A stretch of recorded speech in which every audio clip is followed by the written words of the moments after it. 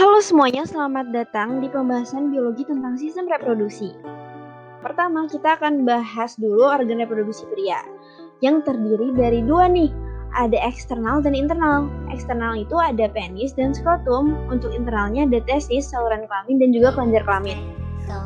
Lanjut, kita akan bahas lebih dalam lagi. Nah, di sini kan udah ada gambar dan namanya dan juga tanda panah yang menunjukkan bagian-bagiannya. Kita bahas dulu ya dari penis. Nah, penis ini merupakan alat kelamin pria yang berfungsi untuk urinasi dan juga berfungsi untuk memasukkan sperma ke dalam saluran kelamin wanita. Penis ini terdapat 3 rongga yang tersusun atas jaringan spons. Ada corpus cavernosa dan corpus spongiosum. Oke, kalau kalian lihat di sini juga ada uretra dan jaringan erektil yang mengelilingi uretra.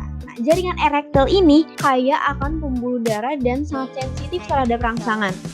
Nah, kalau misalnya terangsang, nanti bakal terisi banyak oleh darah dan nanti akan mengembang atau kita sebut juga dengan ereksi.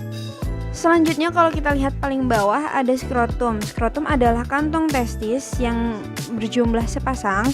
Fungsinya adalah menjaga suhu testis agar sesuai dengan produksi sperma. Terus di sini ada juga saluran ejakulasi. Nah, saluran ejakulasi ini termasuk ke dalam saluran kelamin ya, dan ini termasuk bagian internal penghubung antara vesicula seminalis dan uretra. Fungsinya untuk mengeluarkan sperma menuju uretra. Oke, lanjut. Ini untuk bagian dalamnya atau internalnya. Pertama dari testis. Testis ini kalian bisa lihat ada sepasang. Fungsinya adalah untuk menghasilkan sperma. Di dalam testis ini terdapat tubulus seminiferus. Nah, tubulus seminiferus inilah tempat sperma dibuat atau tempat spermatogenesis. Di antara tubulus seminiferus ini sebenarnya ada sel-sel. Namanya ada sel interstisial yang menghasilkan hormon testosteron dan juga sel Sertoli yang menghasilkan makanan bagi sperma. Oke, lanjut dari testis ini nanti ke epididymis. Epididymis ini adalah tempat pematakan sperma atau penyimpanan sperma sementara. Oke, dari epididymis nanti akan disalurkan melalui vas deferens. Vas deferens ini merupakan saluran sperma menuju vesicula seminalis dan uretra. Oke, struktur selanjutnya atau bagian selanjutnya itu ada vesicula seminalis. Vesicula seminalis ini merupakan kantong sperma yang fungsinya sebagai cairan energi dan mempermudah gerakan sperma. Kalau kalian lihat yang paling besar itu ada kelenjar prostat. Kelenjar prostat ini memberi suasana basah pada sperma dan cairannya ini terdiri dari kolesterol, garam, dan fosfolipid. Lanjut, yang kecil itu kelenjar Koper nih. Fungsinya sama seperti prostat, kayak cairan basah dan berhubungan langsung dengan uretra. Yang terakhir ada uretra yang sempat kita singgung juga. Fungsinya ada 2, sebagai saluran urin dan juga saluran sperma. Kalau gitu kita masuk ke organ reproduksi wanita. Nah, di organ reproduksi wanita juga ada eksternal dan internalnya. Buat eksternal itu terdiri dari vulva dan labium, kalau internal terdiri dari vagina, uterus, oviduk, dan ovarium.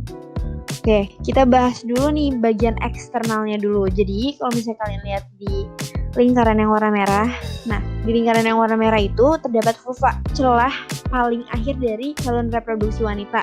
Di vulva ini terdapat ujung dari saluran vagina dan saluran urin. Kalau buat labium, ini ada 2, ada labium minora atau labia minora dan labium mayora atau labium mayora.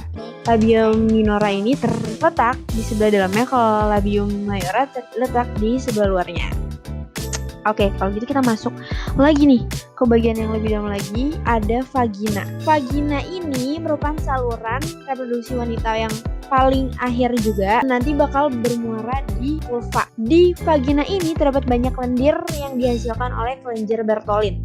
Lendir ini nanti bakal memudahkan pada saat proses kelahiran. Kalau kalian lihat di situ juga ada uterus, rongga yang menghubungkan antara ovarium kanan dan ovarium kiri ya. Fungsinya nanti bakal tumbuh kembang atau perkembangbiakan embrionya. Terus bentuknya kan dari menonjol terus ke bawah gitu ya ujungnya. Nah, ujungnya itu disebut cervix, celah paling bawahnya uterus. Lalu endometrium yang merupakan batasan pada uterus nanti bakal menebal kalau misalnya terjadi kehamilan. Lanjut ada tuba fallopi. Tuba fallopi atau oviduk ini merupakan saluran ovum.